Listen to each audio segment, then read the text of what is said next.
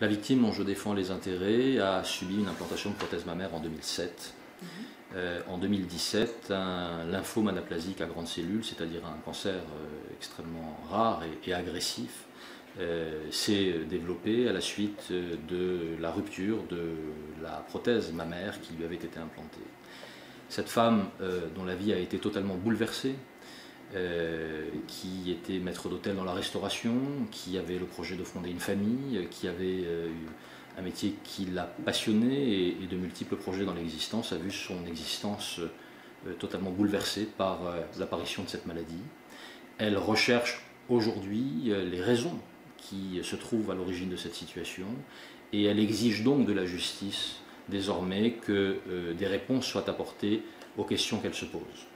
Donc vous avez déposé plainte à l'encontre de la société qui a donc fabriqué ces prothèses.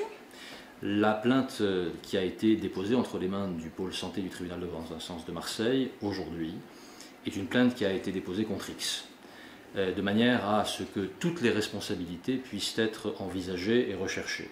Responsabilité potentielle du laboratoire, c'est bien évident. Responsabilité de l'organisme certificateur, potentiellement.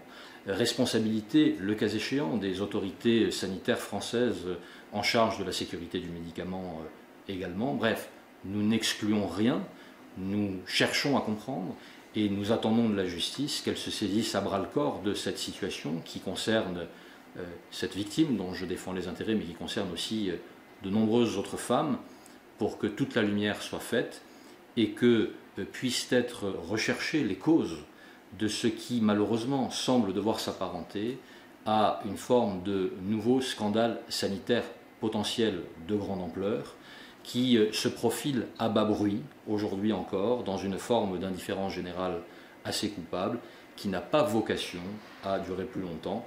Nous attendons donc de la justice qu'elle apporte des réponses à toutes les questions qui se posent. Dans quel état d'esprit elle est votre cliente aujourd'hui ? Cette victime est dans un état d'esprit extrêmement combatif.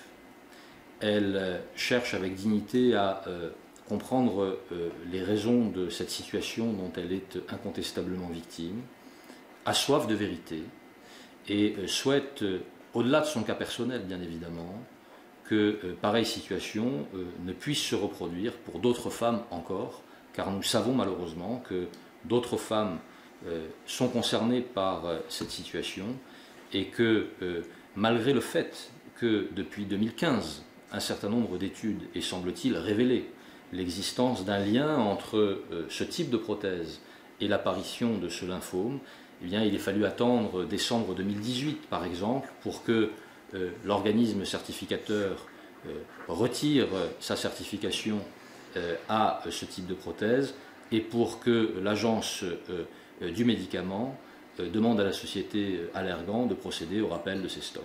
Il y a donc là toute une série de questions qui se posent et auxquelles nous attendons des réponses. Il y a d'autres femmes qui sont en train de se mobiliser sur cette problématique. D'autres femmes sont en effet actuellement en train de se mobiliser autour de cette problématique.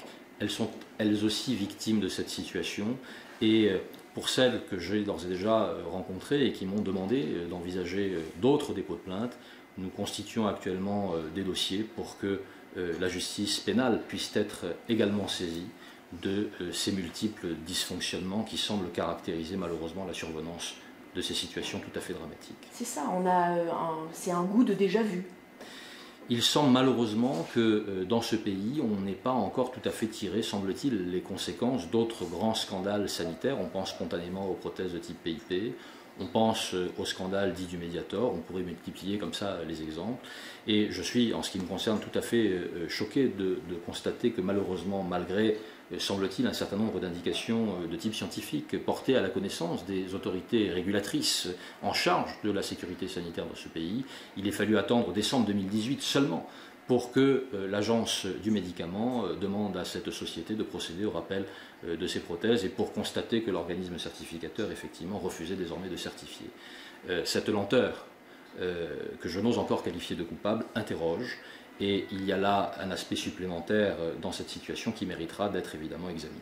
Donc pour l'instant, dépôt de plainte, les choses derrière, ça va évoluer comment ?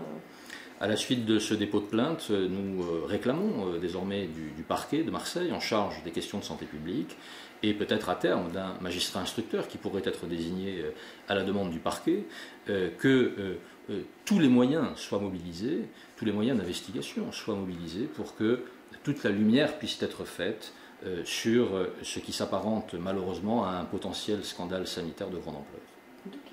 Les peut-être futures autres plaignantes, elles sont de la région également ou pas forcément?